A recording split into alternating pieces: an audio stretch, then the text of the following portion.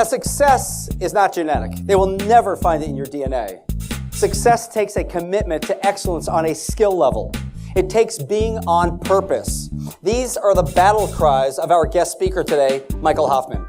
For more than 20 years, Michael has traveled across the U.S. and abroad, wowing audiences through his customized keynote speeches, motivational talks, and corporate training programs. Mike was very commanding. His presence, his energy, his flow. He's very bubbly, very outgoing. I thought he was very engaging, and he clearly walks his talk. Just has a nice style to him. He just is very relaxing, very disarming, very self-effacious. His highly contagious passion for creating business success has earned him the loyalty of many repeat customers, such as Aflac, Ericsson, Bank of Montreal, Cisco Foods, and Comcast, to name a few. Great, a lot of emotion, a lot of personality. Very likable, very relatable, and I like the personal connection that he's providing. He's boisterous, full of energy. He really does a good job connecting with the audience. Likeable person, truly. Michael Hoffman is also creator of Secrets of the One Percenters, a program that reveals the mindset of the people at the top. What do they do? What do they say? How do they become people of influence?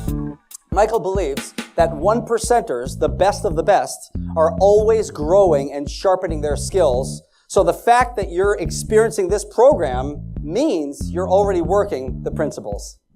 Here today to share his best ideas for influencing others and coaching others and yourself, please join me in welcoming Michael Hoffman.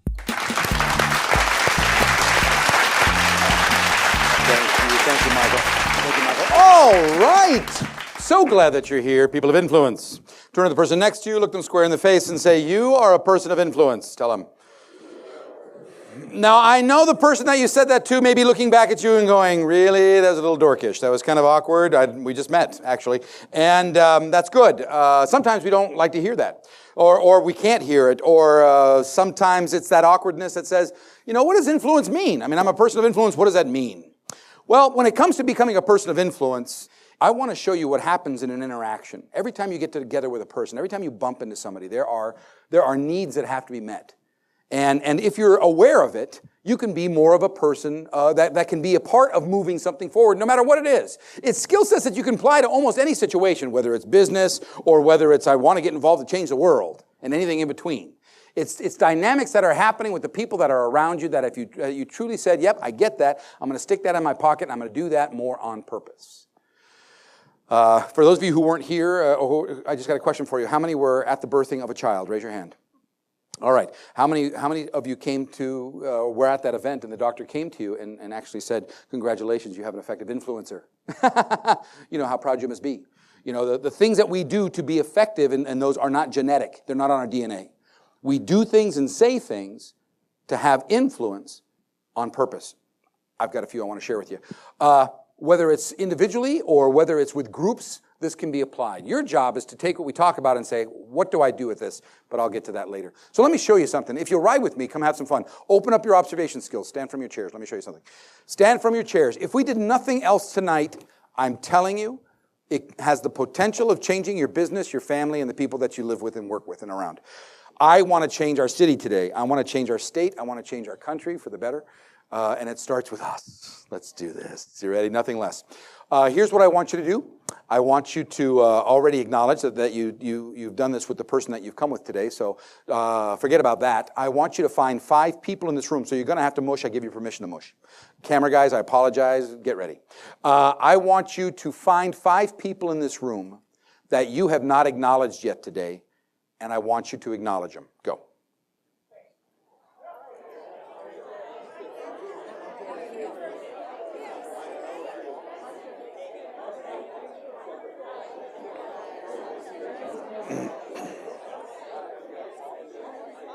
Hi, Michael. Nice to meet you. Very nice to meet you. Thanks for coming tonight. Oh, thank you. I appreciate it. I appreciate it. Hi, hon. Michael. Kathy. Nice to meet you, Kathy. How are you? Very nice to meet you. Michael, nice to meet you. How are you, bud? Thanks for coming tonight. I appreciate it. I appreciate it. Michael. Jake. How you doing, Jake? How are you, buddy? Okay, freeze. Everybody freeze. Don't sit down. Just freeze.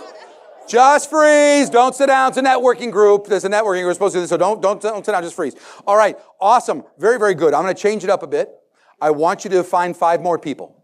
I know some of you are not at 5 yet. That's okay. Some of you are like at 7 people. You're like overachievers. Look at you. So I want you to find 5 more people, except I want you to do it differently. This time, I want you to find 5 more people, except I want you to do it as if you're at a family reunion and you haven't seen each other for 10 years. Go.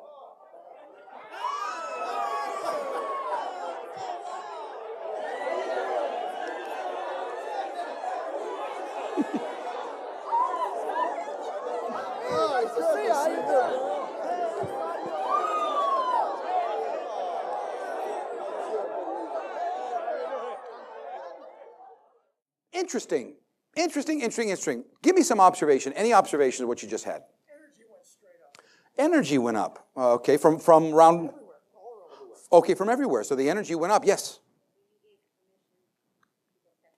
Wow, she said, when I gave permission, people stepped into it. Let me just bask in that power for a moment.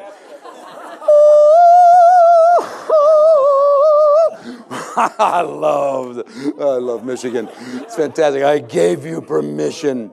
Isn't that interesting, though? Sometimes, though, we do need a little, it's okay to. Because why didn't we start off in round 2? Well, I appreciate the fact that you think I'm just a large man with a microphone. I have no power at all. I have no power, but yet, I do, yeah. Wow, look at that. This is doctor, and doctor. All right, so, yeah, we have self-imposed limitations. You know, it's interesting. Let me get back to that because you're absolutely correct. Give me some more observations. What was the difference between round 1 and round 2? You know what? It's also comfort level. Some people who are uncomfortable may be uncomfortable. Right. Someone they don't know. Yeah. Wait. The instructions. Let me just make one thing perfectly clear. I never told you to hug. I never said hug. I got to tell you, I was hugging. There was huggage. There was huggage. But I didn't tell you to hug. I said family. You're absolutely correct. I said family, and that became huggage. Isn't that interesting? And I promise you, there's like 50 people in this room. I promise you, there are 50 different versions of family. Just because I threw out a vision and said, let's treat each other like family. Some of you, I saw your faces. Some of you are going, family, are you sure? I'll treat you like out-of-town family, I heard somebody say. I don't know what that means. Yeah, so, but you're absolutely right. There was a difference between round 1 and round 2. I want you to really think about that. Because, let me get to the chase. First of all, I put you in a situation where I made you make choices. And that's one of the things we're going to come back to throughout the night. Because we do give ourselves self-limiting, what'd you call it? Self-imposed limitations. In other words, why didn't we start off in round 2? Well, there's a lot of reasons. I mean, socially, it may not be acceptable to, I just met you. If I come out to you, I'm a large, scary guy. I don't know who started it because I didn't tell you to do it. But as soon as I threw out a vision, somebody made the choice and they went, ah! You know, if there's no excuse for that to happen, that might not be accepted as much as you would think. So I get it. There's some things that are around us that make us say, I should have behaved appropriate this way. But I really want you to look at what happened. First of all, I told you to stand. And I literally, on purpose, put you in a situation where I said, make a choice. And the choice was, do you want to play or not? Because you don't have to. I mean, you don't work for me. I have no power whatsoever. You could have watched. And trust me, there are people that make that choice, and it's okay. It's totally okay. You know? But for some reason, you stood. Now, for some of you, that was easier than others. Some of you, that's not your personality. So just even to stand was you making a choice. This is not my favorite thing, and, you know, we can take them. We don't have to do this, right? There's a lot of us. Somebody rush the stage and you make this stop. Yeah. So, I mean, but you chose to play. We brought that up this morning. I think that's one of the strongest things that you can make, is that sometimes we walk through this world a victim of what's going on. I behave this way because I'm forced to. No, that's not true at all. You have to choose. You have the right and the ability to choose any way you want to respond to any situation. And yet, in this situation, I said, stand from your chair. So that was the first thing. You had to choose to play. Dustin Hoffman has a famous phrase that I like to pass on to everybody. And he said, when he was given the role of, his role in the movie The Graduate, which was his breakout role, he was asked, do you love Mrs. Robinson? And his response was, yes, I do. And that was one of the reasons why he got the role. And they asked him, why did you say that? And his response was amazing. He said, because I have more options to play the character with yes than no. I think that's fantastic. That's a fantastic answer. And it's just the same way in life. I have more options with yes than no. Sometimes, because of our world, we start to think about things as our victim mentality, where I can't because, when in reality, there's a lot of things you might not be able to do. However, the way you handle it is all you. So the first thing I did was say, stand from your chairs. And some of you were happy about it. Some of you were like, we get to stand, we get to stand. I sure hope we get to hug. Woo! So, you stood up. And then I said, meet 5 people, and immediately you had to make a choice. How am I going to do this? And I love watching that because it's a big people thing. Everybody's usually very good. How you doing? Good to see you. How are you? And you did great, by the way. It's not round 1 bad, round 2 good. But look at what happened. Round 1, very, very professional. How are you? Good to see you. I got a lot of great smiles. You guys give good face. Hi, how are you, Michael? Some of you did 2 hands. I love this one. Hey, how you doing? It's good to see you. Some of you did, I call this the preacher or the politician. Hi, how are you? We do this a lot in Texas, where you got to do 2 hands. How's your mom and them? It's good. Yeah, it's good. Yeah, I love that. And then I said, so y'all did great. Met 5 people. You smiled. Then I said, let's change it up. And I threw out a vision. And here's what happened in a nutshell. Let's treat each other like family. We didn't change the lights. We didn't change the seats. We didn't change the people. The only difference between round 1 and round 2 was that in an instant, you said, I'm going to treat you different. That's all. That's the only thing that happened. And I don't know who started it, because I didn't tell you what to do. I said, let's treat each other like family. Meet 5 people. And somebody, it was right around here, somebody, you turned and you went, because here's what happened. In milliseconds, you took a vision, you put it into your brain, it went through the filter that makes you you, and you immediately turned it into behavior. And someone went, oh! Now that's a strong choice. It's a great, strong choice. This is such a strong choice that you're making another person make a choice. Please hear me at that. That's a powerful statement. You are making another person do this. They're looking at you like, oh, good Lord.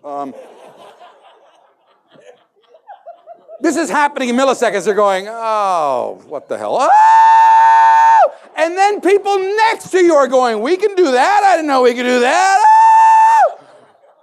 And we're busting through our limitations. And off it went. And the energy went through the roof. It got louder. We got closer. For those of you who were uncomfortable, you said, for this moment, I'm going to allow you to come into the bubble. That was a strong choice. That's an amazing choice.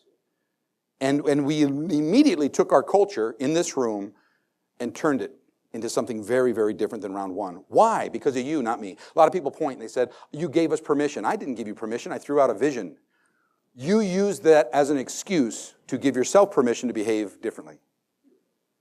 Yeah, that's true. That's influence. In our situations, what choices am I making? In this interaction with this human being, everything we talk about today is about me assessing the situation in front of me and saying, in this situation, I'm going to behave this way. Why? Because I see that it's needed. Not because I feel like it, but because it's needed. And I want to create more round 2 in my world. Don't you? I would love to come to work in round 2. And I'm not talking about huggage. If we never hugged again, that would be sad.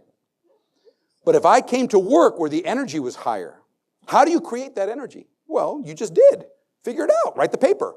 What did you do that made somebody else smile when you came at them? What did you do that made somebody allow you to come into such a personal space? What type of choices did you make to allow somebody else to do it? That's within your power. Let's put some labels on some things today that are happening in every interaction and do them more on purpose to create round 2. Are you with me? Woo! Okay, now this is not just the workplace. I love this guy, John Paul II. One of my favorite people in the world. As the family goes, so goes the nation, so goes the world that we live in. I want more round 2. It's not just my home under my house. I'm talking about the family as we see ourselves as family.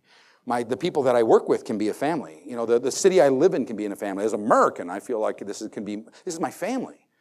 And I want to own my realm. This is my group. My mother passed away a couple years ago. The man in the middle there with the beard, the picture is on purpose fuzzy because I don't want you to see my family. I want you to see yours. And in one form or another, that is my dad. I'm 8 of 9 kids. And he's got 24 grandkids and 38 great-grandkids. Yeah, and my mother, this is at my mother's party. She passed away about 2 years ago. A lot of us got here. But in this group of people, you've got folks that are very, very successful, as the world sees. They've made the money. They live in a big house. You've got some people that have just finished doing time. You've got some people that you wish would behave better, and you've got some people that I know are going straight to heaven. That is a messy, messy, messy group. Families are messy. Culture is messy, you know, and I love every single one of them, every bit of it.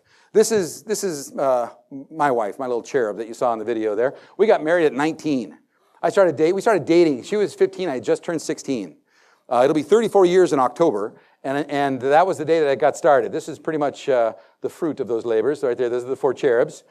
I know, I've been a public speaker for 25 years. I'm on my own for 21 years.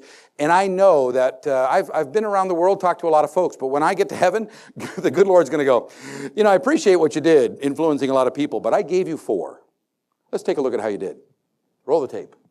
You know, so I take it very seriously. The role of dad, I take very, very seriously. You may not have that role. Your role may be mom or aunt or uncle or sister or neighbor.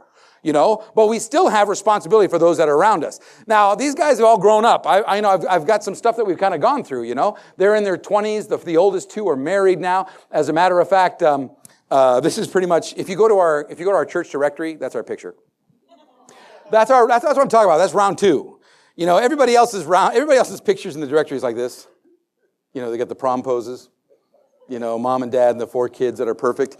If you look under Hoffman's, you're going to see that. They're going to go, oh, this is really, Yeah, that's pretty much the Hoffman's. Mainly because that's our culture. That's our culture. We create that. My son asked me, he said, Dad, we don't have any pictures of us and Santa. I said, let's go get one. And we got in the car and we drove out to see Santa. And the guy was so cool about it. I go, just go with it, Santa. And my son's looking at Santa right now, and he's going, you smell of beef and cheese. And that's one of my favorite pictures in the world. My son's now 24 years old. That's one of my favorite pictures. Every year we have a Santa picture now. We started taking Santa pictures here when he was, I think he was 19 in this picture. And we started taking pictures when he was 19. Our family created round 2. If you come to our place, there's a way. We're not perfect. We're not perfect in any way. But there's a way of doing it. My oldest daughter changed my life as far as the idea of being a person of influence. When my wife was pregnant, I talked to this kid every single day. And I would start off the conversation by saying, this is Dad. This is Dad. Every time I would talk to the child, this is Dad. And then we'd go on, you know, this is Dad. And sometimes she'd hit you in the face, you know, this is Dad, which had I known was a preview of what was to come. This is Dad. And when she was born, she was my wife had 25 hours of transitional labor. We ended up going in C-section and all kinds of complications. And my daughter was so full of drugs. She was so angry. And she came out like this. She was like, ah! And she was moving and shaking and just, ah! Screaming. The nurses could not get her to relax, to take, you know, measurements and stuff like that. And so I went up to her and I bent down at the table. And I said, this is Dad. And my daughter goes, ah! And she looked right at me. That's the picture. And the nurse took the picture. And that's when I said, you can have anything you want, ever. Everything is yours. From now on, you can have everything. And she took the picture.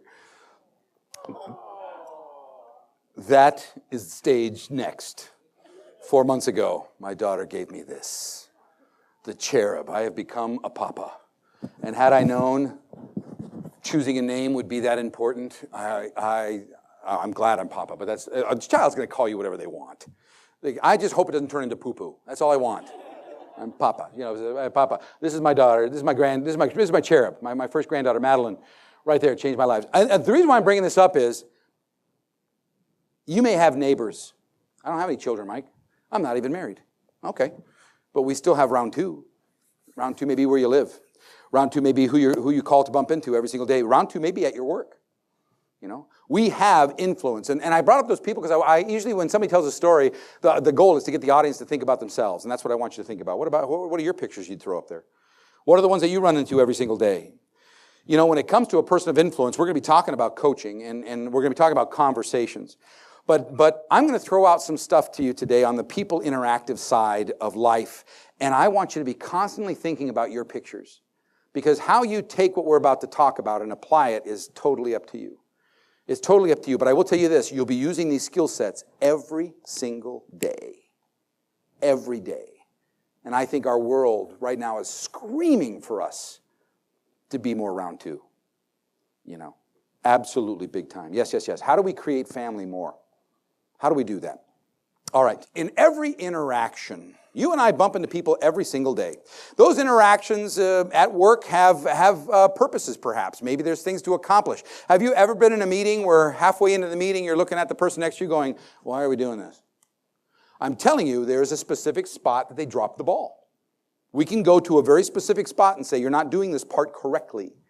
You know, people are not feeling connected. Well, we can fix that. Have you ever been in a situation where you know if you don't handle it perfectly, it could go ballistic?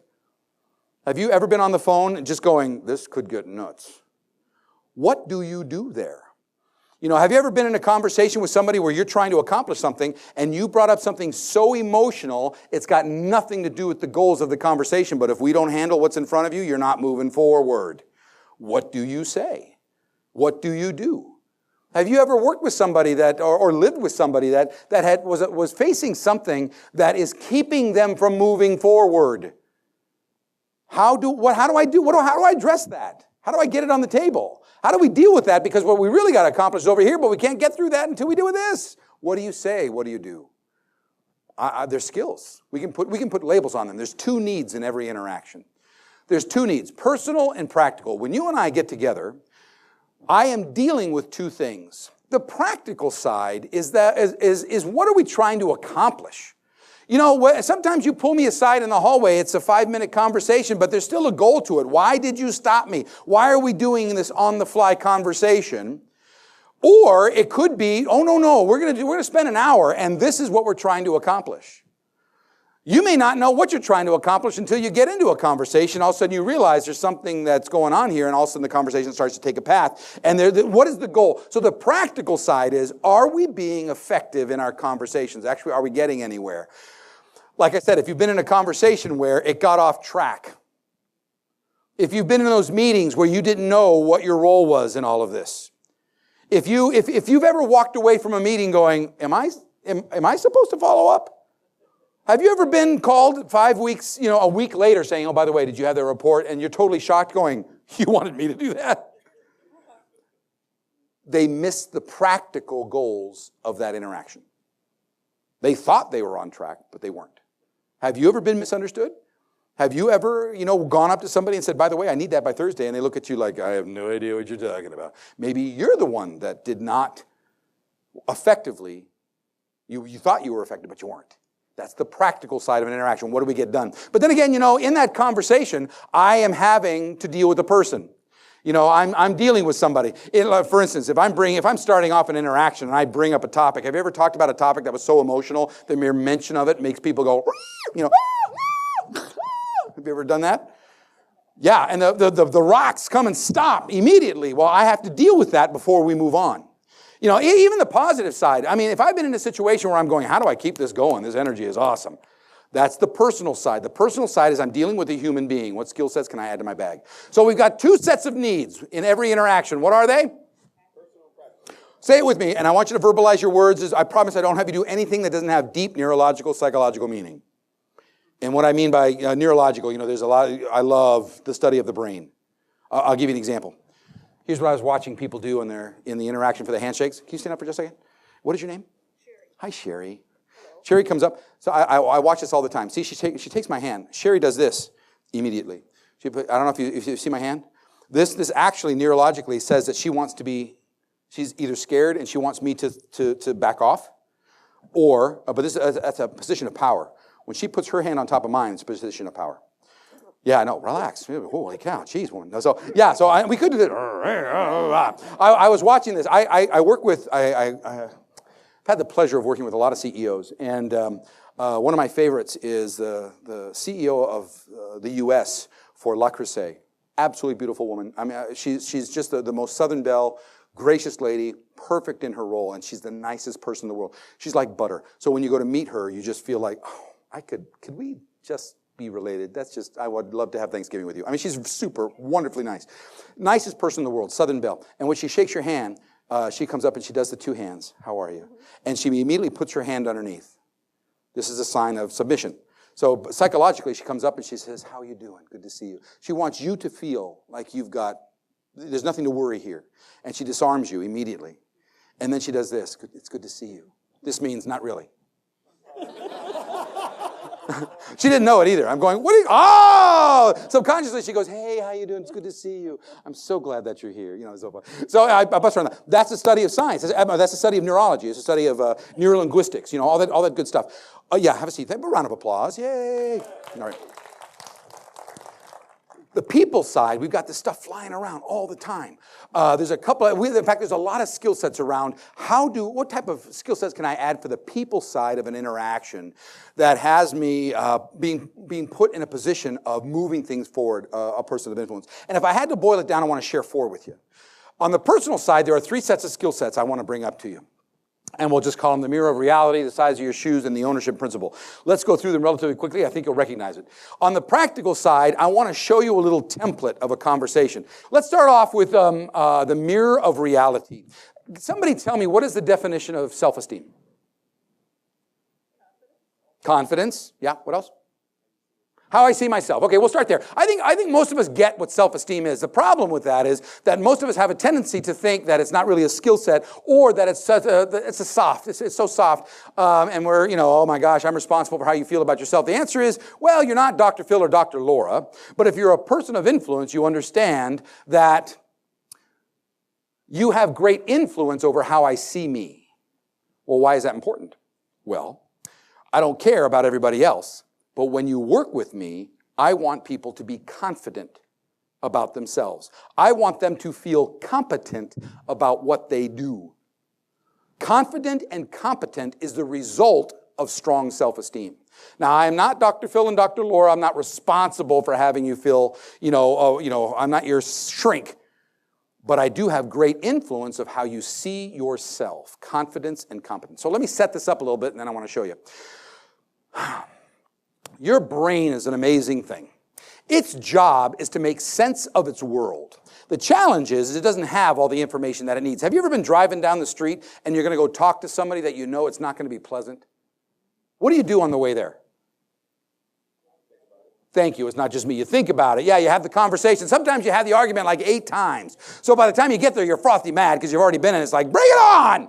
And then the guy looks at you like, I don't have a problem with that at all. I think it's fine. You're like, oh man, I was ready for you too. Let's do it. Have you ever done that? Have you ever done that? What are you doing in the car on the way there? There you're playing it out. Whose side of the story do you have? Whose don't you have? So what are you doing with their side of the story?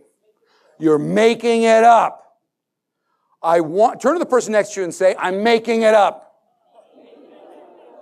Turn to the person on the other side and go, you don't know anything about me, and you're filling in the nooks and crannies. Tell them they need to know. Our assumptive mind is an amazing thing because its job is to make sense of its world. People of influence, I want you to understand this one dynamic. I am dealing with people that only have one side of the story. And believe it or not, sometimes it's not even their side of the story because I know that I live behind my eyeballs. I don't even see me. I have an impression of me. My impression of me comes from the outside, but I work behind my eyeballs. Unless I'm watching video, I don't see me work. I know what my intent is. So I only have one side of the story, my intent. The other side of the story, my brain is making up as it goes along. And that is a challenge. You know why? Because our brain fills it in to help us out live our world. We have to try to understand what's going on. The challenge is it fills it in with things that are not positive, or worse, not accurate. And because they're not accurate, assumptions come up. The way we would deal with each other, we're totally making it up as we go along. Because of that, self-esteem is a very big issue. Confidence and competence are within my realm of influence. I have great influence over how you see you. There's a definition of trust that I love. It goes, it's not how I feel about you that makes me trust you. It's how I feel about me when I'm around you that makes me trust you. It's a little deep, isn't it? It's not how I feel about you that makes me trust you. It's how I feel about me when I'm around you. Have you ever been around somebody that it was not okay to make a mistake? What do subconsciously? Whoop, yeah, make 100 mistakes, or we walk around like this. And and everything closes in. Everything closes in. Anybody have kids under 10? Okay, how many have, let me ask you this. For kids under 10, what's your role in their life? Say it again. Safety, very good. Good, what else? Yeah, provider, yeah. What is it? Educator, excellent. Encourager, disciplinary, yeah, all those things. How many of you have those kids that are just strong, confident kids? You know, I've got 4 kids, and this is the way I see my job. This is my job as dad. That is the line. I have to make it very clear. Children, that is the line. Live, die. And if you've got strong, confident kids, that's your job. Live, die. Now, if you've got strong, confident kids, where do they live? Right on the line, right? You have those kids too? How many of you have that kid? Are you sure that's death? Are you sure? How about that? Was that death? Is that death? Anybody have those kids? I have 4 of them, yeah. Strong, confident kids, pushing the envelope. Bam! Are you sure that's real? Are you sure that's real? Are you sure that's real? I want to kill. All this gray hair is from one child. This is from 3 children. All of this is from the little blonde child. She's going to kill me. All right.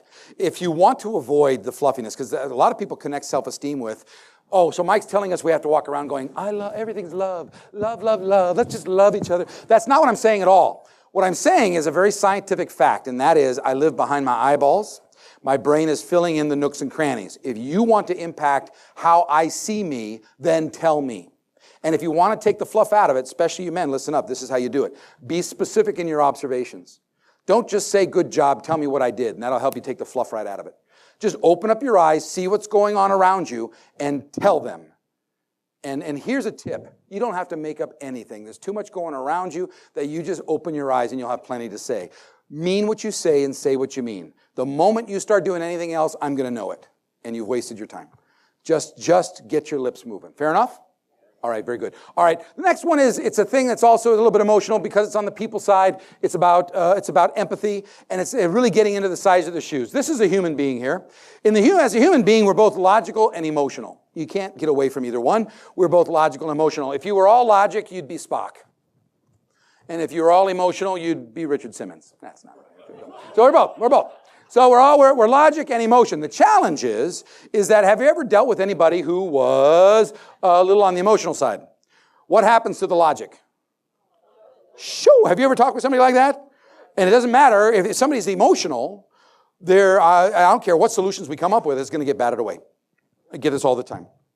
Great people skill. The reason why I wanted to emphasize this is because as we enter into an era, and it's going to, unfortunately, I think it's going to be with us for a while, when we enter into an era where violence becomes an option for a lot of crazy people, the tension is going to go up in our lives. Absolutely. You're going to deal with it at work, you're going to deal with it at home, and it's going to show up in lots of weird ways. So your ability to deal with emotions and people who are emotional are tremendously important. Here's a little tip when it comes to dealing with emotion. First of all, you got to understand what's going on. I know, especially if you're people of, action and you're saying, well, let's do this, and we move to solutions. Sometimes we move to solutions too fast, and we're not dealing with the human that's in front of us first. I have to address the emotion before we move to solution. I'll give you an example. I was working with an organization. I'm doing some secret shopping, and it was for a telecommunications company, and I was out secret shopping one of the shops, and I'm talking to a salesperson, and in comes a gentleman who was going to pay a bill. And his bill was $400, and he expected it to be $40.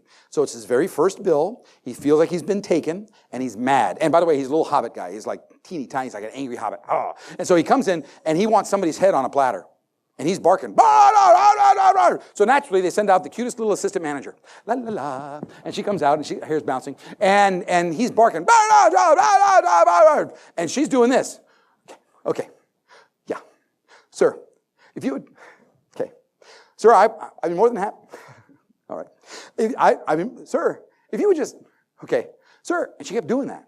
And he's getting louder and louder and louder, and she's trying to shut him down. And to the point where everybody's listening, even all of us, we're all going. And in my head, I'm going, please don't say it, please don't say it, please don't say it, please don't say it. What's the worst thing you can say in that situation? Exactly right. I understand is close, mainly because you don't mean it. Yeah, and out it came. Sir, you're just going to have to calm down. And naturally, he goes, oh, I'm sorry. I apologize. Was I getting out of hand? No, I did not mean that at all. No, forgive me. Is that what he said? No. I will teach you to tell me to calm down. Her head exploded. There were pieces of her in my hair for like a week. They dragged her carcass off. She's crying. She's crying. They had to bring somebody else out. It was terrible. What should she have done? Listened, absolutely. How about this? Shut up. No matter what don't say that. I'm saying you do that. No, yeah. You are already saying, no, don't do that. He'll kill you. Yeah, that's right. Yeah, no, you don't say shut up. You shut up. In other words, you're right. Listen. Short version. Yeah, absolutely. In other words, this is what's going on. How do you balance that out? So you should listen. What else should you do? Empathize. Give me some examples of how do you empathize? Okay, you can say, I understand where you're coming from, unless you can. Those are great phrases, yeah? That must have been terrible. That is called an empathy phrase. In a nutshell, I heard this once, and I love it. This is impromptu here, but I think this kind of helps, because I think that's a question that we wrestle with all the time, is, do I get on board with you? Is that going to help? And it might. But here's the deal. Right now, this gentleman is in a deep hole of emotion. He's barking. Which should I do? Should I get in there with him? You're right. Or should I try to find a way to give him a way out of his emotion? How you do that is the answer. See, sometimes relating to might work. Sometimes, but at the same time, I'm in situations all the time where I do not agree with you at all. Matter of fact, I think you're way overreacting. I mean, you do not have to be barking. But in those decisions, I want to ask, which should I do? Showing empathy with somebody does not necessarily mean agreeing with them. As a matter of fact, I can totally disagree with you. I think you're approaching this way wrong. However, I do want to validate where you're at. It's called validation. How do you do that? How do you do that? Okay, so it's basically saying, I acknowledge your pain. I acknowledge your pain. Now, you can do that through words. You said that was terrible. I will tell you this. I would say as many feeling words as I possibly can. It's like holding up a mirror, and I'm going to reflect what I see. So, for instance, if he's barking, I may go, well, you're obviously very angry about this. That was a challenging situation. Well, you feel like you've been taken. Did I solve anything in that? No. Did I tell him what side I was on? No, I'm just labeling what I see. What that does is, and all those things that you suggested are things to add to this. This is not just a simple one, try this and it's magic. No. It's you getting into the mindset of, how do I address the emotion before anything else? And so you show empathy. You show empathy. It's holding up, saying, I'm in your shoes, or I recognize those shoes of the person. What that does is that says, I don't have to be for me because you're for me. Think about it. On his way in, has he had that argument? Yes, he's been in his car thinking about how he's got to come in and get out of this contract that he feels taken by. So do you think that in his mind, his brain is going, don't worry, they're totally going to understand, and they're going to give you your money back and let you out? No. What does his brain telling him? They're not going to listen. They're not going to care. They've got your money, because we fill it in with either what's not positive or it's not accurate. So he has come in the door like this.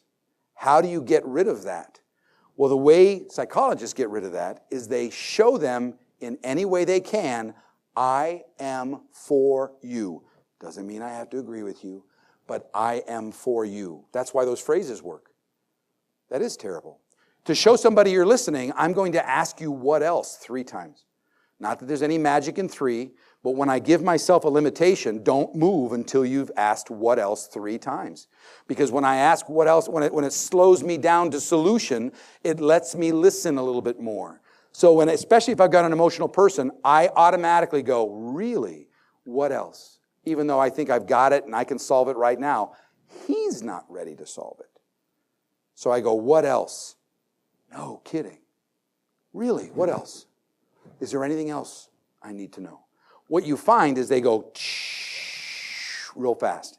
And the concept is, if you're going to be for me, I don't have to be for me. And the venom comes out faster. It's called showing empathy. I am for you. I am for you. Make sense? Good. So that's my goal, is before, I can't move to logic until I deal with the emotion. All right. You've shown me a lot of good ways to show empathy. So it's labeling the feeling. It's going out of my way to say, how can I show you that I am for you so you don't have to be for you? The third one that I want to talk about is the ownership principle. The ownership principle is a very, very simple concept, and that is this. There is a direct connection to commitment. If I'm putting together something that I want you to walk away with an owner, or an ownership mentality, then I have to know that there's a direct connection between involvement and commitment. What that means is that sometimes I have to put a check on my head as I'm solving problems because I have this mentality. I've got my white hat on, and I'm riding my horse around my life, and I've got my 6 guns filled with solutions because it's what I do. You know, I'm the manager, and I've been doing this a long time. You know, I'm the father of this household, and I have all the answers. And they call me, hey, we need your help. And I go, ching, ching. So what's the problem? And I start throwing out solutions. And if I'm not careful, I may have lots of great ideas, but I have no commitment. Anybody ever been in that situation where you're walking away from a great brainstorming session and nobody else but you owns it? Here's the problem. You're not getting people involved. Involvement is one of the strongest people skills that you can get your head around. So here's a couple of tips. I want you to go to them first when you come to solve anything. I want you to get into the habit of saying, what do you think? You know, what would you do? How would you handle this? Great demonstrator of this was a guy by the name of Dennis Cherry. Dennis Cherry was my favorite boss in the world. And one of the things he did was, anytime we would come to him with a problem, I knew the first thing out of his mouth was, how would you handle it? And it would make us really upset. And we gave him a lot of grief in the beginning. It's like, well, that's why you get the big bucks. And he goes, yes, I do. But I also hire good people. Matter of fact, you can steal this phrase. I also hire good people, and here's the phrase you should steal. You're closer to the situation than I am. So how would you approach it? It was a magic phrase. I didn't even know he was doing it for the longest time. I love it too. And I stole it shamelessly. I recommend you steal it shamelessly. I use it for my children. I use it for everything. You're closer to the situation than I am. What would you do? What that does is that makes me verbalize my thought process. And it's going to do one of two things. If I was a smart influencer, I would recognize that if you said something we can run with it. Why? It's their idea. It's their idea. Now, if you were to ask me, I probably would have told you the same thing. But because you verbalized it, it's your idea. There's a direct connection to commitment for an involvement. So I, as a dad, as a boss, as a teammate, the ownership principle is this. What do you think? If we're brainstorming, doesn't mean I can't give. I'm just going to give second. Especially as a dad. If I were to say, well, what I would do is, ... what happens? There's no accountability. And why? Well, there's no involvement. So if I say it, it's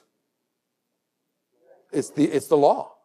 If I'm the boss and I start out my conversation with, hey, let's brainstorm. Let's brainstorm on an idea here. Now, my thoughts are this. What do you guys think? All of a sudden, I have no idea. Actually, I think that's a great idea, boss, and we should go with that. And I know that's happening. So the philosophy is go there first. Doesn't mean I don't give. Just means I go there first for all the dynamics that are happening. Make sense? Okay. How do you show somebody that you're listening? Eye contact. Good. What else? Nodding. Yes. Very good. What else? Stop talking and listen. Yeah. Eye contact, nodding, looking forward. Yeah. Good. What else? Active listening, asking questions, doing some follow-up stuff. Yep, very good. What else? Repeating what they said. Yes. Leaning forward. Very good. Hands open. Don't be, So if I were to do everything you said, if I did this. Looks a little creepy. Got to mix it up. Yeah. So, okay. So, it's all those things that you kind of use. Don't use all at once. It gets a little nuts. It gets a little creepy. Okay. That's what I call paralanguage. Grab a pen, write this on the forehead of the person next to you. I want you to see this for the rest of the night. Paralanguage is everything that surrounds your words. You hear this a lot. There's an old expression. Actually, this study has been abused so much, but in reality, a large percentage of your communication comes from everything besides your words. Everything besides your words. And I'll give you a demonstration. Your name is what, sir? Was it? Darren. Did you hear that? His name is Darren. If I were to say, Darren, I think you're going to be a big, big hit. Just really glad you're here. Glad you're part of the team. Just want you to know that if there's anything that you need, just let me know and I'll come running. We're a tight family here, and I'm here for your success, and just really looking forward to working with you. Welcome. What did I say? What? What? What do you mean? I said you're going to be a big, big hit. I'm looking forward to working with you. No, wait a minute. Wait. Oh, so you're saying this is true? Yeah, it's everything that surrounds your words. Here's the thing that I want to bring up about this. I think we know this, but I want to remind you. Your paralanguage is screaming. Do you wear your stress on your face? You have more muscles in your face than per capita than any part of your body. This is where you show emotion. This is where if you get stressed, it gets tight fast. Somebody told me I have a resting bitch face. Sorry for the language. I'm just quoting. You know why? And it's been getting worse because I can't see. I wear glasses now.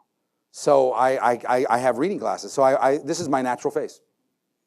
And as a child, that's angry. I remember coming home, and my children were really little, and I would come home, and I would get this a lot. And keep in mind, in Dallas, it would be an hour both ways. So I come home in traffic. Has any of you ever had a face like this coming home from traffic? And on the inside, I feel great. I love being home. I love my wife, love my kids. I mean, I'm a homebody. I like being home. But sometimes I walk in the door, and this is the face. I don't even know I've got it on. It's just, how's your day? It's good.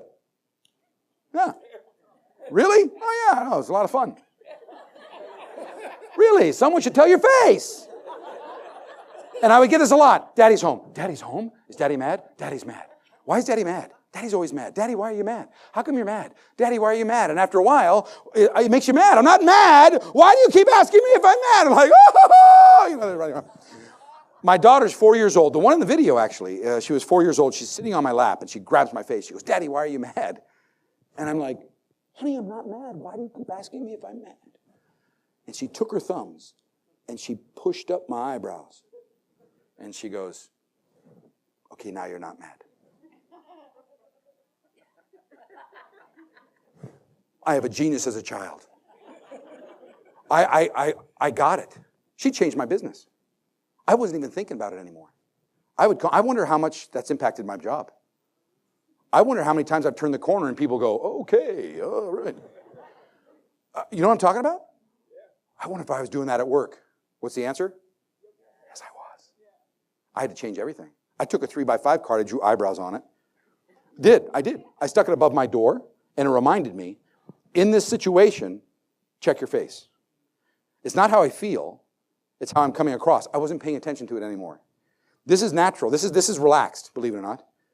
My eyes are trying to focus on my world. I can't see. I have to remember that when I get home, I get my eyebrows up. It's a little thing, but I open the door. Dad's home! Changed everything. Oh, Dad's home! Changed everything. I put them by in my cubicle. I put it in my briefcase. I put it in my car. In this situation, remember, you're coming across, guys, you need to hear this. You are stopping conversations before you start just by the way you look. Your paralanguage is screaming, man.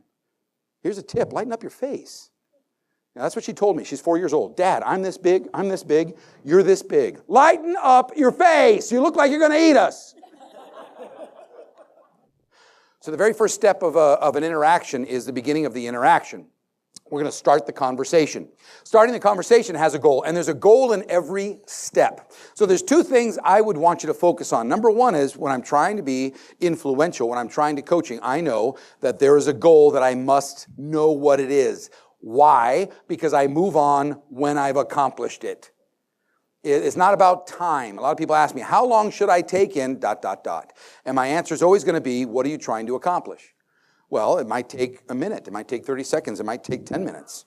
The time is about the goal. So in every step, there's a goal. I want to tell you what that goal is. And then I want to give you some tips on how to be effective in that step. So to start the conversation, there is a goal. And the goal is to get the purpose and importance on the table. The purpose and importance is why we're here. The purpose and importance is the whole reason why you and I are spending time together. Whether it's one person or a group of people, we are here to get something done. What can I do to convey the purpose of our gathering and the reason why we're doing it? Adults, here's a tip, adults need to know why. I might not agree with what's going on, but if I have a feeling or an understanding as to why we need this, I'll have a tendency to push back more. So here's a couple of tips. In the beginning of an interaction, use the words purpose and importance. It's a great way to start a meeting or a conversation. So I'm going to start off something going, listen, here's what we're trying to accomplish. It's so important because, and the reason why we're doing this is, now that's important is, so I'm going to use the words purpose and importance in my introduction of what we're doing to get people on board. Another tip is to establish time, to let people know this is what we're trying to do, this is how much it's going to take. If I've got a person who will not be with me for that long, you may want to consider stopping the meeting. So those are my tips. Any questions? So I used this example before. It's the same thing. It's kind of like bringing the box of a puzzle up and you're saying, this is what we're trying to accomplish. I'm showing them the picture, the big picture and the reason why we're building this puzzle. Get everybody on board. Okay, the next step is now I'm going to assess the wants and needs. In other words, I'm going to take a topic of that meeting and I'm going to say, let's get specific. It's like opening up the box and pouring the puzzle pieces on the table. The reason why I want to do this is because we cannot solve a problem if we don't know what the issues are. A lot of times you've been in a meeting where you've had somebody that is running a meeting and they're throwing out all these suggestions and they don't even know what the problem is. Have you ever been there? Have you ever had somebody try to tell you how to fix your problem when they're not even addressing what the issue is? That's classic. What's happened is they've failed in this step. They've started the meeting with an agenda of I'm going to tell you how to fix this when they don't even know what the whole issue is. There's a very common problem. So there is a goal. Assessing the wants and needs has a goal. And the goal is to get the facts, figures, issues, and concerns on the table. Facts, figures, issues, and concerns. Repite. Facts, figures, issues, and concerns. By the way, when your lips move, it connects it to your brain more. Otherwise, I'm not just making you be silly. I want you to remember this some more. The goal is, of the assessing the wants and needs, is to get the... So here's Mike's tip, number one. Use facts, figures, issues, and concerns. Just get them out there. What are the facts? Well, why are you concerned about that? What issues do I need to know? You know? So facts, figures, issues, and concerns. Use the words. Here's a tip, and this is a big one. Whose facts, figures, issues, and concerns? Theirs. What about yours? Yes, here's the key. Both sides. In other words, they cannot participate in whatever solutions we come up with if they don't know the whole story. And that's a classic problem. It's one of the most, where the biggest fall downs is in this step because we don't do this well. So think of it this way. The goal is to get everybody's facts, figures, and concerns. They need to know your side of the story. You need to know their side of the story. So you start off with them and bring up facts, figures, issues, and concerns. And then you need to tell them, well, here's something to consider too that's going on. Big tip. Here's a big tip, and this is a $500 tip right now that'll save you from jumping to solutions too fast. And I already brought it up, but I want to emphasize it. Ask what else 3 times. There's nothing magic about 3. It just reminds me to slow down. You don't know their side of the story. So get their side of the story. Plus, it does a lot of emotional things as well for them. Lets them know I am for them. So it's going to sound like, what else do I need to know? Okay, excellent. Is there anything else? What else? It's very simple, but it slows you down. I'm also going to give you a tip to write notes. Take notes. Because if I write it down, sometimes there's more than one issue that we're dealing with here that I was surprised at because I didn't even know that was on the agenda. I didn't even know there was a problem. And if I don't write it down, I'm going to deal with the big stuff and skip the little stuff that might be problems down the road. But if I write during this step and catch it down, you'll see how it's going to come into play at the end when I review and go, okay, have we covered everything? Check, check, check, check, check. Big mistake. People don't take notes, and we skip stuff that may come back to bite us in the butt later on down the road. Big importance. So, step number 1 is, say it, say your words. Start a conversation. What's the goal? Purpose and importance. You guys getting what's going on here? So what's the step number 1? What's the goal? Very good. Step number 2? What's the goal? Whose side? Both sides. Very good. Step number 3 is very simple. Now that we got all the pieces of the puzzle on the table, let's put it together. This is where we come up with solutions. Basically, the goal is to come up with a plan. That's the goal. Let's come up with a plan. This is where most people have a meeting. When you say, we need a meeting, this is usually the reason why. You know, we've got to come up with something, or we have to address this, or whatever the reason is, this is usually where it happens. The nice thing is that you've set yourself up for this because you've got everything on the table. Most problems with meetings happen because we don't have all the issues on the table, and so we end up addressing things that may take us down rabbit holes when we don't have all the issues. So make sure you do a good step 2. But once we're here, it's time to come up with a plan. So let me give you some Mike's tips. Number 1 is, and we talked about it, if I throw out the first solutions and I'm the boss, what does that make those solutions? That's what we do. Yeah, it makes the boss's solution, so ergo, it's going to go. So I'm going to have a tendency to go there first. I go there first. What do you think? How would you do it? What would you say? This is great parenting, by the way. As a matter of fact, you know you're doing a good job when your children start to throw that back at you. I can't tell you how many times my older daughter, when she was older, she would say things like, "Excuse me, I have some solutions here that you are not seeking." I'm like, I'll punch you right in the face. I told you to come home. She goes, "That's an option, but there are other options that we should explore." I'm like, oh, I hate my life right now. Yeah, and then she'd go, "And by the way, get your eyebrows up because you are screaming right now, and I don't think I can talk to you like that." If you weren't right. Oh, I know. So this is come up with a plan. Go there first whenever we're involved. Okay. This is also, by the way, this is a great place to take notes. So then once we have a plan, now it's time as we wrap it up, is to eliminate any fog. This is probably the the second, I would say, if I were to coach anybody, especially leaders, this is where I end up doing most of the coaching, is because they come up with a great plan, they've done some great brainstorming, and then they close up the meeting. But if you've ever walked away from a meeting saying, am I the one that's supposed to do that in a week? I didn't know, am I the one doing the report? If you've had any issues, you've come up with the great stuff, but people are walking away not knowing what they own. So here's a little tiny tip. The goal of eliminate any fog is no fog. That's the goal. Step number 4 is eliminate fog. What's the goal? No fog. So summarize. Mike's tip number 2. If you're taking the notes, go over your notes. Let me just go through this, make sure we've covered everything. And you check it off, check it off, check it off. I'm going to ask concurrence questions. Concurrence questions are questions that are closed-ended questions that make sure that we're on the same page. I'm going to say, what questions do you have? Is everybody clear? Do you know what we're doing? So you know it's going to be done on 23rd? Do we have anything else you're supposed to discuss? Those are all good concurrence questions, and I'm going to throw them out in this step. We don't move forward unless we're all on the same page. It's a simple step, saves you a lot of headaches down the road. Big one. Of course, the last step is secure the conversations. Let's secure that convo. This is a big one. Let me do some encouraging to you. There's a lot of good Mike's tips on this one. Here's a big one. The goal of this is to end on a high note. End on a high note. Securing the conversation is basically wrapping up so where there's hope. I have a lot of leaders that ask me, "Mike, when do I get to lower the hammer? When do I get And my answer is when it's over. When there's nothing left.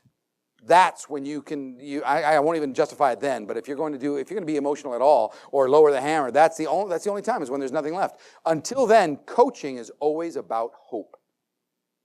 So I know you're frustrated with me, but if you're not going to talk with me and help me work this through, then cut me and let me go. Coaching is always about hope. Turn to the person next to you and say, coaching is always about hope.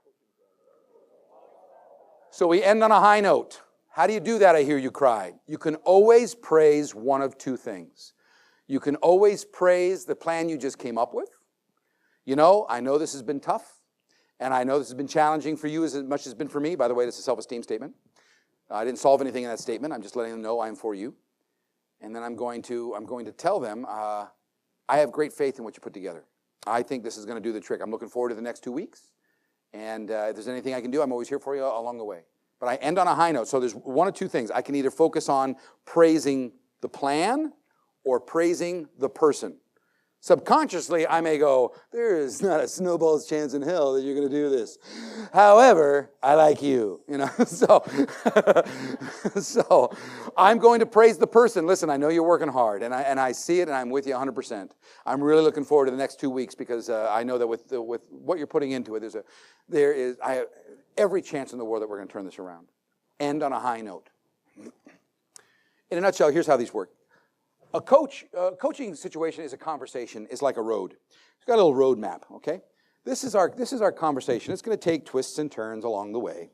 And if I know what the steps are, I won't get lost. So I'm going to start a conversation. It's my little road sign. There are goals to kick it off right. There are goals. And if I do those right, we all get off on the right note. Even if it's emotional, everybody's on why this is happening. There's purpose and importance. And then, okay, once we get started, I'm gonna start that off by saying, let's assess the wants and needs. We get everything on the table. All the issues, all the facts, all the concerns. We can't solve anything unless we know the whole story, at least as much as possible. Once I have that, then we move on to, okay, now what do we do about that? And we come up with a plan. Let's lead them through the planning phase. And we're going to come up with an action. Who does what by when? Before we leave, I want to make sure that we're all on the same page. There is no fog. When you leave me, you know exactly what's expected of you, what's expected of me. We all got our walking papers. Let's do this. And then I'm going to end up securing it on a high note because coaching is always about hope. Yes, it does spell sales. Great acronym to remember. It's just what I use to keep in my head, and that way I don't have to have notes in front of me, although I might recommend that you have notes in front of you for a person who's running a good meeting. Along the way, those are the signposts along the way. You can see how it twists and curves. This may take longer than this. Once we have this may be the bulk of our meeting. And this is just a touch and a touch. But either way, our conversation has a roadmap now. And along the way, it may get emotional. I bring up the topic, and so boulders of emotion start getting in the way. I have to deal with this. The way you deal with that is your people skills. So empathy, self-esteem, involvement questions. What is causing this? Give me some background on why you're so angry about this. I'm going to use the people side of the conversations to get past the boulders before I move on here. Assessing the wants and needs, I may have to use lots of self-esteem and empathy. I may have to use lots of involvement. I'm going to use all of them everywhere, but I may use some more than others, especially if this is a tough conversation. Getting all the wants and needs. I can't tell you how many times I've dealt with somebody that I go, so what are the issues? And the issues are, there are no issues. Really? You should tell your face. There are obviously issues. And so I may have to spend a little time there. I may have to ask some questions. I may have to show them I'm for you. And I may have to reiterate the reason why this is important because of what we're trying to accomplish. And so I'm going to go out of my way to say, I hear what you're saying. We have to deal with this, and I'm going to do it in a way that shows you respect and all that good stuff. So in other words, these two sets of tools work together. They're not separate. It's not like now I'm dealing with the personal, now I'm dealing with the practical. No, they mush. They mush. I use both of them at the same time. I start a conversation. I'm using my people skills. I assess the wants and needs. I'm using my people skills. I lead them through a presentation. Lots of people skills. We're ending on a high note. And it's not always negative. Sometimes, we get through with a conversation and we're rocking, man. We are having a picnic. People are excited. Well, I'm going to go out of my way to keep that going too. That's a people skill. So I'm going to use just as much empathy here as anything. I'm going to label. I'm going to go, this is exciting. People go, I know. And you go, I know. I pump. I'm a pumper. On purpose. So it's not just negative stuff. It's all positive things too. I pay attention to what's needed to move things forward. So these sets of skills work together in interactions to help me be as effective as possible. Now, I told you this was the best meeting tool you could ever use. Let me give you an example. We start off our meeting and there's 10 things on our agenda. Have you ever had a meeting like that? Kids, we got a lot to cover today. Holy cow. And so we've got these 10 things. Here's 5 of them. Holy cow. 1, 2, 3, 4, 5. Okay, so here's our 5 things on our agenda. Let's go over. So I'm going to start a conversation. It's important that we talk over these things today. These are our first 5. We got a big thing. I'm going to tell you the importance. I'm going to tell you the purpose of our meeting. We've got a lot of ground to cover. Here's the agenda. That's how you start a conversation. They go, yeah, we're ready. Let's take number 1. And number 1, I'm going to, here's the issue. Let's talk about it. What are the facts, figures, issues, concerns you have about this topic of our meeting? and we get them on the table, and we may come up with a solution, lead them through the solution, the presentation, right there, and we come up with a plan, and then I eliminate fog. So with this particular point, are there any questions? You know what you're doing, Shirley? Fantastic. Steve, you're on board? Awesome. Excellent. Let's go back to point number 2, and we go back up to assess the wants and needs, get them on the table. Let's figure out what our plan of action is. No fog. Everybody on board with that? Awesome. Let's go back to number 3. Here's step number 3, or here's the third thing we got to talk about. What are the facts, figures, issues, and concerns? Let's come up with an action plan. Does everybody have their walking papers? Awesome. And now I basically take those 3 middle steps and I use them on every point in my agenda. What do you think happens at the end of that meeting? Very effective. Most effective meeting I've ever had. And we had structure, enough fluidity to go where we needed to go. And I can handle the rabbit holes because I'm a great people person, so we can get them back when we need to. Personal and practical. Make sense? Okay.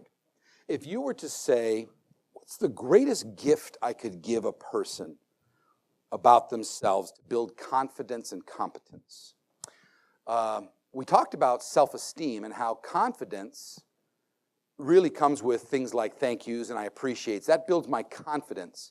If I want to build my competence even more, then I have to take it to the next level, and that's feedback. It's one of the greatest skills you can give another human being. Why would I say something that strong? Because we rarely get it. Remember how we said we live our lives behind our eyeballs? We live behind our eyeballs. I don't see me work. Unless I get reports that tell me how I'm doing, I'm filling in the nooks and crannies. I'm hoping I'm doing a good job. Have you ever had a boss that said, as long as you're doing great, you'll never have to hear from me? If you've ever said that as a boss, don't ever say that again. You have literally taken away the number one person that should have been their greatest advocate off of their plate. There's nobody in procurement going, I wonder how Sally's doing in sales. I wonder if she knows what a great job she's doing filling out this paperwork. That ain't happening because the people in procurement are doing their own dang jobs. My boss is responsible for me. My father and my mother had a great influence over me. I lived behind my eyeballs. I was blessed with people that knew the gift of, let me show you. That's what feedback is. It holds up a mirror and says, this is who you are. There's 2 types of feedback. There's feedback for improvement, and there's feedback for reinforcement. We need both. I live behind my eyeballs. Let me give you a little template. People have paid me to give them my opinion. That's what a coach does. They pay me money to say, this is what I think. It's basically feedback. But I have to give it to you in a way that's palatable because sometimes I tell you when you're on, sometimes I have to tell you when you're off, and I got to do it in a way that's useful. I'm going to give you my template that I've seen the great coaches in the world do that I've stolen shamelessly. It's very simple, and I'll tell you where most of us drop the ball. It's a very simple template. It's basically the what-why method. If I'm going to give feedback for reinforcement, I'm going to say, here's what you did that you need to do again. And I'm going to be as specific as possible. That's my tip I want you to write down. Be as specific as possible. If I tell you, you did a great job. What is your name, ma'am? What is your name, dear? Shirley. That was my mother's name. I knew I loved you from the moment I saw you. Shirley, if I was to say, Shirley, you were great. Thank you. That last meeting was just great. Good job. I am not kidding. Thank you very much for all the work that you did at that meeting. I'm looking forward to next Friday. I know it's going to be spectacular. I hope Shirley feels that I meant that. What is Shirley going to do next time for Friday's meeting? The exact same thing, which is what? She didn't know. Matter of fact, I put Shirley in a position where she goes, that was awesome. Do you hear what Mike said? He noticed me. I've been working like a dog. And one thing I love about Mike is he'll let me know it was a great job. Oh, that was really good. It feels great. I can't wait for next Friday. I wonder what he liked, because I don't have a clue. What did he like about the meeting? I don't know. But he loved it. It was good. I should do that thing. I should do that thing that I do so well. I should do it again. Yeah. That's the difference between confidence and competence. I gave her great confidence. She goes, yes, I'm doing right. But I haven't built her competence. That's feedback. And here's the difference. It's more than thank you and appreciate. That builds her confidence. If I want to build her competence, I have to be specific. Here's what you said or did. So if I really want to help her, I'm going to go, Shirley, at that last meeting, it was the greatest prep we have ever done. People felt so ready for that meeting. I love the fact that you sent out that paperwork ahead of time to let us know what we were doing and to have our ideas ready. I think it was the most productive brainstorming session we've ever had. Thank you for all the hard work in that prep. What is she going to do next time? Exactly. And she knows what to do and why to do it. That's the difference. What you said or did and the impact it had. That is the place where most people drop the ball. Sometimes I'm very good at telling you what I see. By the way, Bob, here, well, I'll give you an example. This is a classic example. If I were to say, what is your name, sir? Dale. If I was to say, Dale, at that last meeting, you were a chatty patty. I'm not kidding. You talked more than I've ever heard you talk. You gave every single time. Every time there was something to give something on, you were talking, man. Chatty patty at that last meeting. I was specific. I was very specific. Was that good or bad? What was it? It was neutral. What did half the audience say? What did they say? They said, I would have been offended. Wow. Yeah.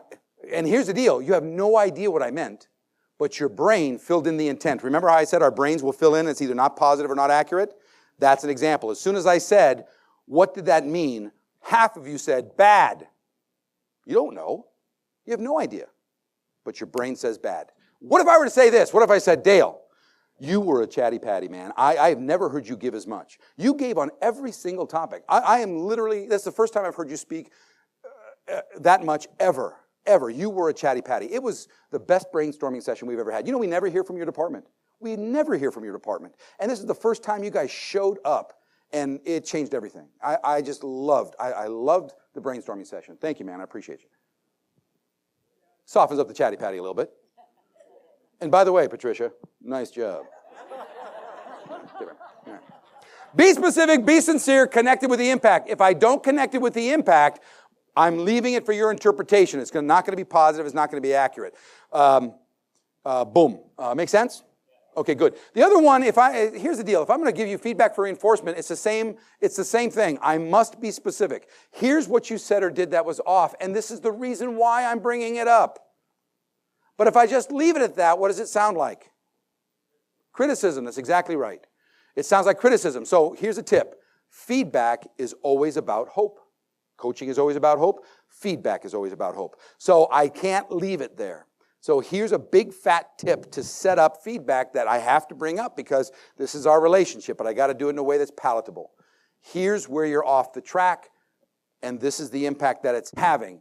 Let's talk about an alternative, or go back to what the standard is and the reason why it's important. In other words, the reason why I'm bringing this up is because you need to be aware of it. Remember that phrase? You're closer to the situation than I am. I stole that phrase. Here's another phrase, especially for feedback, that I want you to take. The reason why I'm telling you this is because I knew you would want to know. I've used that phrase so much, especially when I'm giving feedback that I know it's going to be hard to take. The reason why I'm telling you this is because I know you want to know. Here's what I'm talking about, and I'm going to tell him, here's what you said or did. This is why it's off. And this is what we're trying to accomplish and the goal that we're trying to hit. And now that's said, now it's just a piece of feedback, and now we can talk about solutions. Does that make sense? Can you see how valuable that would be to a conversation? I've got to be able to tell you things that are off and still have it be useful. That template has made me more money in the last 20 years than almost anything when it comes to being a paid coach. Okay, we've covered a lot of ground today, but I want to wrap it up with a little story here. My mother told me this once, and I saw this on a poster because 8 out of 9 kids, you got to stand out somehow. I stood out by trying to be funny. My only, when you 8 out of 9 kids, I have 5 brothers. I'm not going to the big table at Thanksgiving ever. I have to wait till one of my brothers and sisters dies before there's an opening. So you've got to get, and trust me, that's been a topic of many conversations. You got to do something. Mine was always humor. And my mother used to tell me that, she goes, Michael, never be afraid of what you do because you're never going to change the world by trying to be like it. Right now our world is crazy. And it's easy to jump on the bandwagon with anger and with hate and with a response of that. And I say, when times get darker, that's just a call for more light. The light will never extinguish the dark, ever, ever, ever, ever. But it's a calling to those within the dark to be brighter, absolutely brighter. I'm going to wrap up with this quick little story here. That's my mother there. See the light on my niece's face? I don't know if that's from my mom or the window. This is the day she went to heaven. A couple years ago. There's about 50 people in this room where she lived. That's my father. They were married 64 years, sitting in the bed with her, holding hands. And my mother had been progressing for quite a while. And we knew this was the day. It was pretty much the oxygen was going. We knew. She's a big fan of the Chaplet of Divine Mercy. So we're praying together. We're singing songs. We spent the whole day there. There's literally about 50 people in this room. And see the phone on the pillow? That's my nieces and nephews and anybody who couldn't be there. We're calling in, talking to Mom all day long. So here's the deal. So we're talking, we're singing songs, and then she'd get kind of quiet, and then we'd start singing again, and we asked her, Mom, what do you want? Now you have to understand, I'm Catholic. I'm gonna tell you a little story. I'm Catholic, and my mom used to say, I want to see Jesus. And we're like, absolutely, Ma, absolutely. But she kept getting insistent about it. No, I want to see Jesus. I want to see Jesus. To the point where I'm telling my son, he's got a beard. Joseph, you got a beard. Go put on a robe. Mom needs to see Jesus. Grandma needs to see Jesus. Go, somebody play Jesus. She needs to see Jesus right now. And so this was actually during an ice storm also in November. We had a big ice storm. And we get to the point at the very end, and we had a priest show up at the house, and he gives her her last rites and has her last confession and everything else, and so she shoosters everybody out of the room, except for my nephew who was on the pillow, and he's on the phone going, Grandma, shh, stop talking. It was kind of funny. If you're Catholic, you understand what that means. So anyway, at the very, very end, we all come back in, and I asked Johnny, my nephew, I go, so how was it? He goes, well, there was a lot of laughing. So I go, oh, that's awesome. My mother passed away within a half hour after that. It was kind of funny because I told her, I said, Ma, you got your wish. She goes, what? I go, well, you always taught us that when the priest is when he's working the sacraments, he's in persona Christi. And so if you want to know what Jesus looks like, he looks like that guy. And she goes, that's right. He showed up. She was gone within 30. Stopped talking, and she was gone within 30 minutes. Big smile on her face. There's more to the story I'll tell you one day, but I will tell you this. My mom left a legacy of how we see people, how she lived her life, just by the way she lived it. It was in her words, it was in her actions, it was the way I felt about me when I was around her. I can take that lesson, and I can put it into my own life. Everything that we talked about now is good for business. Absolutely good for business. You know why? Because business will always be about people. Will always be about people. My mother taught me that I influence a room by walking into it. That's what she taught me. And it's not because I'm special and because I'm her little boy.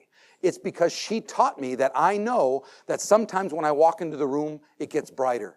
And sometimes if I'm not careful, I walk into the room and it gets darker. And I got to watch those times because I do both. I'm going to pay more attention to it. I'm going to pay more attention to it, and I'm going to own it. You know why? Because right now our world needs it. Right now our families need it. Right now they need me to be a little bit more on purpose. I need to tell you, don't get caught up in everything that's going around. You're still awesome. What you're doing is still good. The things that we're doing in this work still make sense. The way we live our family should be on purpose. If things are going up in the stress household, I need more time at dinner because I need to let you vent. I need to hear what's going on. I need to let you know. I need to hear what you're thinking because there's stuff that's happening right now. I need to make sure that you know you have a place. I don't care how dark it gets. At home, it's home. It's home. I create that. That is not by mistake. I go out of my way. I have great faith that what we're facing, we'll get through. It's going to get crazy. It's going to get crazy. I'm not going to get involved with the craziness. I want to be an element of a positive moving forward. So what that means is, in my realm of influence, I own my interactions more. I own them more. I know there's a person in front of me. I'm going to take that more. What can I do or say to move this forward? I'm going to be out of my way, even if I'm not running the meeting, and I know it gets off track. I'm going to raise my hand and go, can we go back to the assessing the wants and needs phase? I don't think you know all the issues, facts, figures, and concerns, but I think it might help here. And they're going to go, thank you, I didn't realize I was off. And they're going to go back, and they don't even know you're running the meeting. And I'm going to give as much feedback as I possibly can because the people around me are working behind their eyeballs. And I want them to know, you rock. You rock. I'm going to tell you a lot. And when I walk out of the room, you're better. I'm not responsible for your self-esteem, but I do have great influence, and I will own that. And this world will be what we want it to be. Why? Because we're here. And we'll make it. Round 2. Let's treat each other like family. Thank you very much.